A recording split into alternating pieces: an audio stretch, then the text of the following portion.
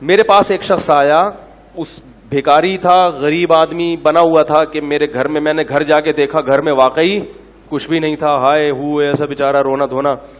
تو میں نے کہا دیکھو میں تمہیں بھیک نہیں دیتا.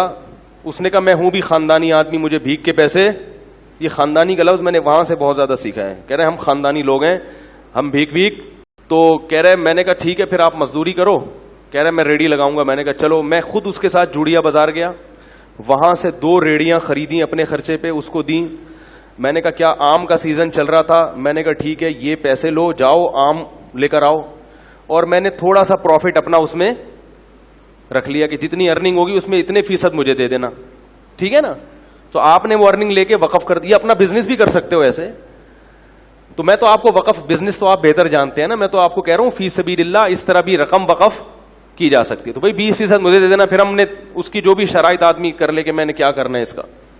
تو جوڑیا بازار سے ہم نے اس کو 2 ریڑیاں دلائیں.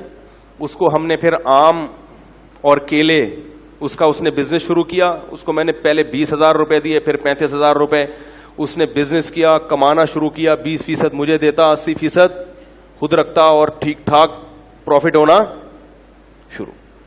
پھر جی آیا کہ اب وہ میں اصل میں گودام لینا چاہ رہا ہوں تاکہ میں مال کیا اٹھاؤں, کاروبار تو بڑھتا ہے نا. پھر ہم نے کہا جی اچھی بات ہے. گودام بھی گھر کے قریب ہی کہیں دیکھ لیا. اس کا وہ گودام میں نے جا کے دیکھا بھی, چیک بھی کیا. میں نے کہا اچھا ایک غریب آدمی کو کیا ہو رہا ہے, یہ کیا کسی کو پیسے پکڑا دو تو ختم ہو جاتے ہیں, اس طرح کاروبار رن کر کے دو اس کو, اپنا بھی فائدہ اس کا بھی فائدہ. اپنا پروفٹ تھوڑا رکھو تاکہ ایسا نہ ہو کہ وہ بیچارہ جب زیادہ بڑھ جائے کاروبار پھر آپ پروفٹ کا ریشو بڑھا بھی سکتے, لیکن وقف میں نہیں بڑھا سکتے. ہم نے جناب اس کو پورا گودام بھی لے کے دے دیا. اس نے وہ کیلے لا کے, کچے کیلے ہوتے تھے اس میں وہ کیمیکل لگتا ہے نا, اس سے پکتے ہیں, وہ پک بھی رہے ہیں. اور جناب بزنس ٹائٹ. اتنا پروفٹ مجھے شروع ہو گیا کہ اب ہم نے تمیز سے بات کرنا لوگوں سے. سمجھ میں نہیں آ رہا تھا گاڑی جو ہے ہم کرولا لیں, وٹس پہ ہاتھ ڈالیں. وٹس چھوٹی گاڑی ہے, مزہ نہیں آئے گا. یعنی اس میں بہت بڑا کاروبار ہو گیا. گودام کے گودام بھر گئے بھائی, نواب شاہ سے ڈائریکٹ زمینوں سے مال اٹھ رہا ہے. ٹائم لگتا ہے لیکن بڑھتا ہے کاروبار. اور وہ بندہ بھی فیک نہیں, بالکل نظر آ رہا ہے بھائی, ریڑھی لگاتا ہوا, پیاز آلو پیاز بھی بیچے اس نے. پھر اس نے اپنے بیٹے کو بھی ملا لیا, ملازمین بھی ہو گئے, دے مار 4.5, کیونکہ محنت بہت کر رہا تھا. وہ نظر ایسا آ رہا تھا, کر رہا تھا نہیں کر رہا تھا یہ تو ابھی آپ کو آگے بتاتا ہوں. اب لوگ میرے پاس آنے لگے, مفتی صاحب یار ہم بھی چاہتے ہیں اس کاروبار میں اپنا حصہ ڈالیں. میں نے کہا ٹھیک ہے بھائی, اگر وہ بندہ کما کے دے دیتا ہے تو بھائی قاری صاحب آپ بھی آ جاؤ, بھائی فلاں صاحب. شکر ہے ایک قاری صاحب ہی آئے, وہ بھی مالدار آدمی تھے.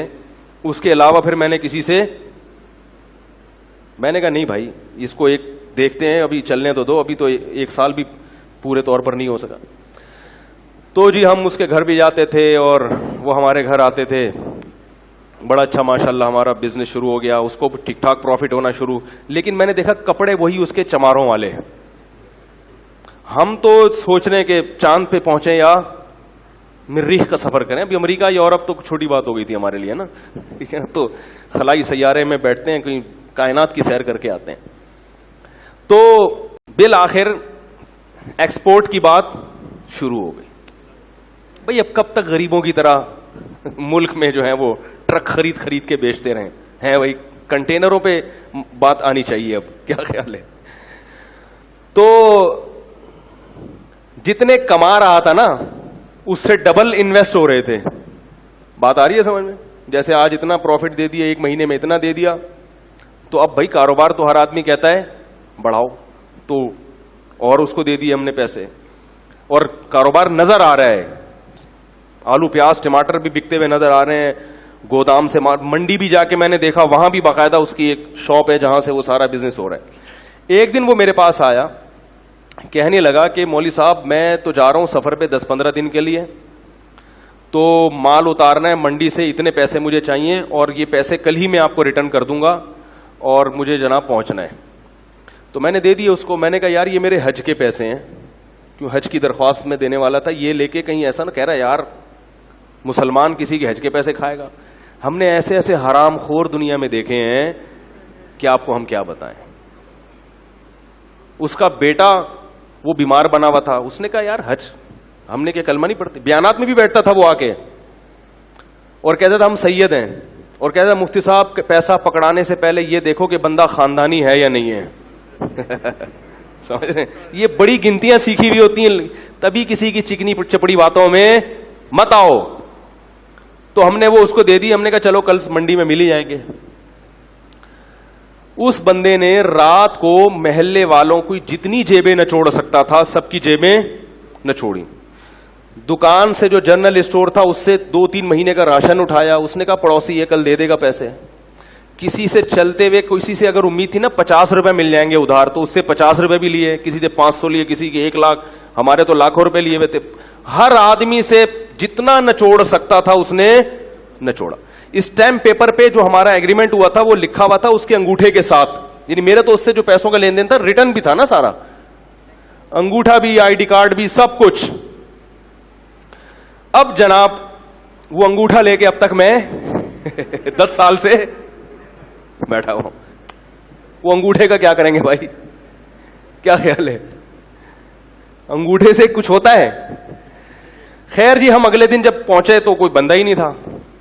پتا چلا کہ راتوں رات گودام بھی اس نے اس کا بھی سودا کیا ہے, گودام والے کا 3-4 مہینے کا کرایہ بھی ہضم کیا, اور جتنا مال گودام میں پڑا تھا پہلے سے اس نے کوئی اس کا سودا کیا ہوا تھا کہ بھئی اس کا پروگرام تھا اس دن بھاگنے کا.